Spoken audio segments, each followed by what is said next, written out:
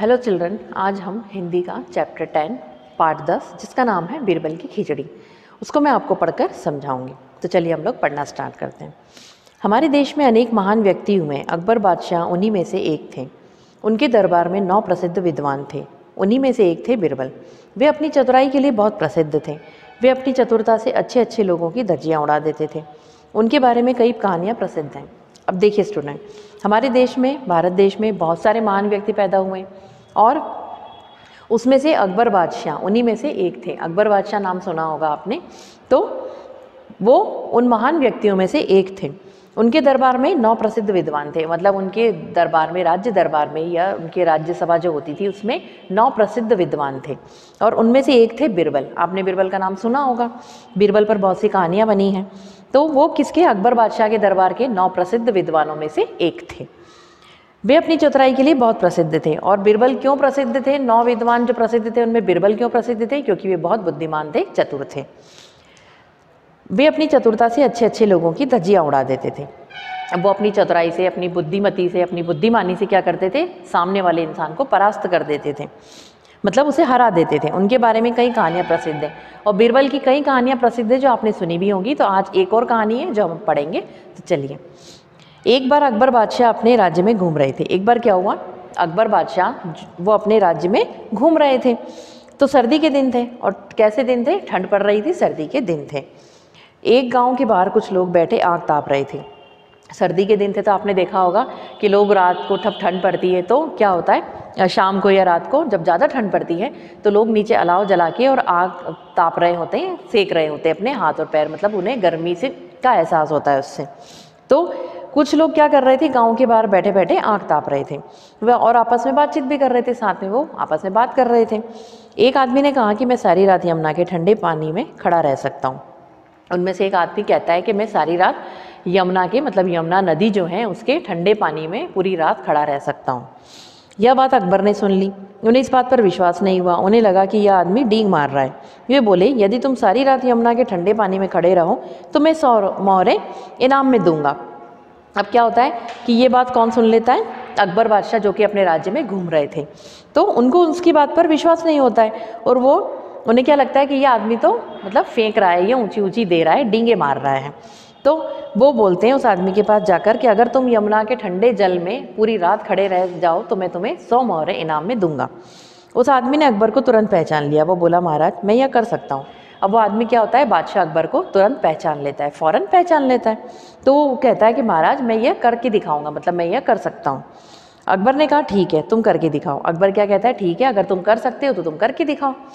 अगली रात वह आदमी रात भर यमुना के ठंडे जल में खड़ा रहा। अब अगली रात मतलब दूसरे दिन रात को क्या होता है कि वह आदमी पूरी रात यमुना के ठंडे जल में खड़ा रहता है।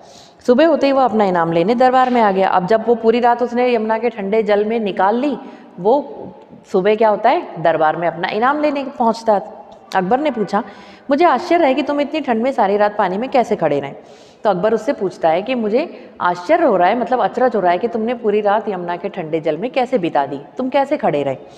उस आदमी ने उत्तर दिया, महाराज आपके महल में एक दीपक जल रहा था, मैं उसे देखते हुए सारी रात पानी में खड़ा रहा। तो वह आदमी क्या उत्तर देता है उस अकबर बादशाह के प्रश्न का कि महाराज आपके महल, मतलब पानी में जब मैं खड़ा था तो मुझे वहाँ से आपका महल दिख रहा था और उस महल में एक दीपक जल रहा था और उस दीपक को ही देखते देखते मैंने सारी रात निकाल दी। अकबर ने कहा, अच्छा यह बात है, तुम दीपक की गर्मी के कारण ही ठंड से बच सके। तुम हमारी आंखों में धूल झोंकना चाहते हो, तुम्हें कोई इनाम नहीं दिया जाएगा, अब तुम जाओ यहाँ से। अकबर क्या कहता है कि अच्छा यह बात है, मतलब अच्छा ये बात है, तुमने क्या करा, दीपक की गर्मी के कारण ठंड से बच गए, मतलब तुम्हें दीपक की गर्मी का एहसास हो रहा था इसलिए तुम्हें ठंड नहीं लगी और तुम सारी रात पानी में निकाल सके यमुना के ठंडे जल में।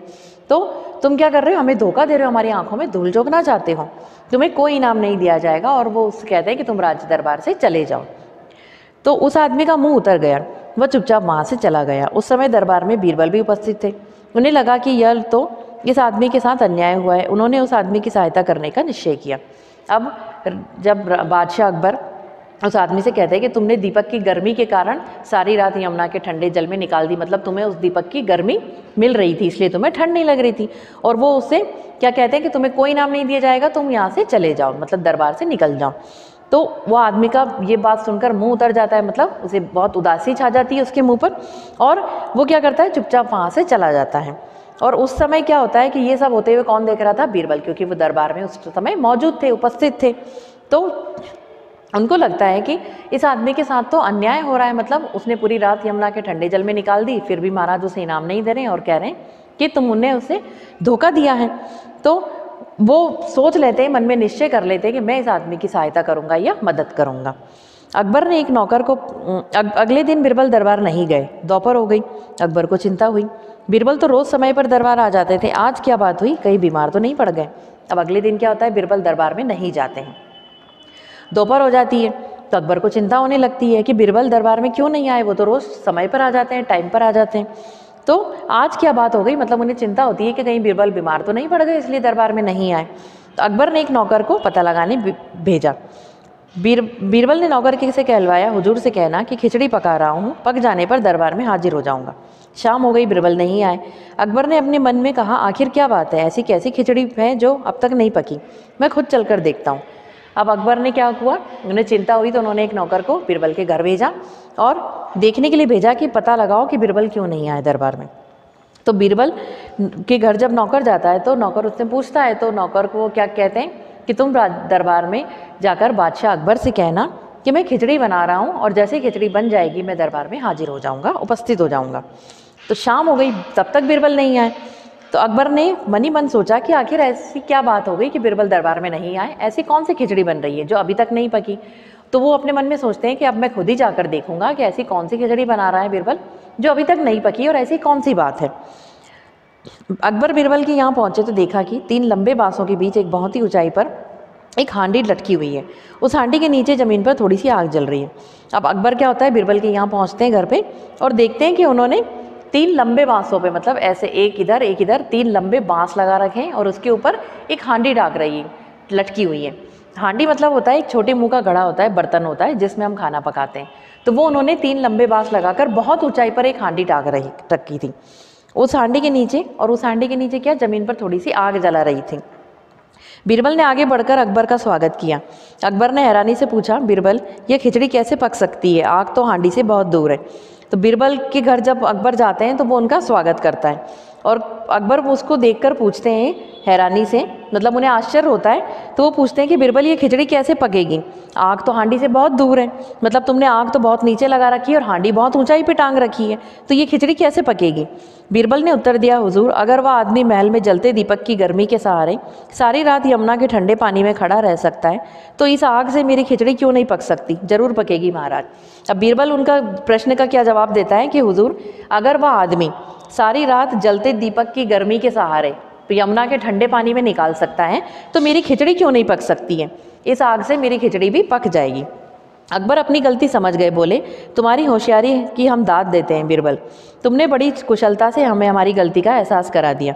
अकबर उसकी बात सुनकर समझ जाते हैं और कहते हैं कि हम समझ गए बीरबल, तुमने क्या करा है, बड़ी समझदारी से हमें अपनी गलती का एहसास करा दिया और तुमने बहुत चतुराई से हमें ये मतलब हमें ये समझा दिया कि हमने बहुत बड़ी गलती की और हमें अपनी गलती का एहसास हो गया है। अगले दिन अकबर ने उस आदमी को दरबार में बुलाया और बड़े सम्मान से उसे एक 100 मोहरें की थैली भेंट की। उस आदमी ने अकबर और बीरबल को धन्यवाद दिया और खुशी खुशी अपने घर चला गया। अब अकबर को अपनी गलती का एहसास हो जाता है तो वो अगले दिन क्या करते हैं, उस आदमी को दरबार में बुलाते हैं और उसका सम्मान करते हैं और उसे जो इनाम की राशि होती है 100 मोहरें, वो उसकी थैली उसको भेंट कर देते हैं। तो उस आदमी ने क्या किया, अकबर और बीरबल का धन्यवाद किया और खुशी खुशी अपने घर चला गया। मतलब वो बहुत खुश हो गया कि बीरबल ने उसको बचा लिया और उसके जो इनाम की राशि थी वो भी उसको मिल गई। तो वो दोनों का धन्यवाद करता है और खुशी खुशी अपने घर चला जाता है। तो स्टूडेंट आपकी ये कहानी यहीं ख़त्म होती है। इस कहानी में बीरबल की चतुराई के बारे में बताया गया कि उसने कैसे अपनी कुशलता और अपनी चतुराई से अकबर को बहुत बड़ी गलती करने से बचा लिया और अकबर भी उसकी इस चतुराई से बहुत खुश हो जाते हैं। आपको ये कहानी अच्छी लगी होगी स्टूडेंट। इस चैप्टर की बुक की एक्सरसाइज मैं फिल करके आपको व्हाट्सएप पे सेंड कर दूंगी और इसके क्वेश्चन आंसर आपको रिटर्न में सेंड किए जाएंगे, जिन्हें आपको हिंदी की कॉपी में लिखना है, शब्दार्थ लिखना है पहले और उसके बाद क्वेश्चन आंसर नोट डाउन करना है। तो अपना वर्क कंप्लीट करने के बाद आप उसकी पिक्चर्स मुझे सेंड कीजिए। Thank you student.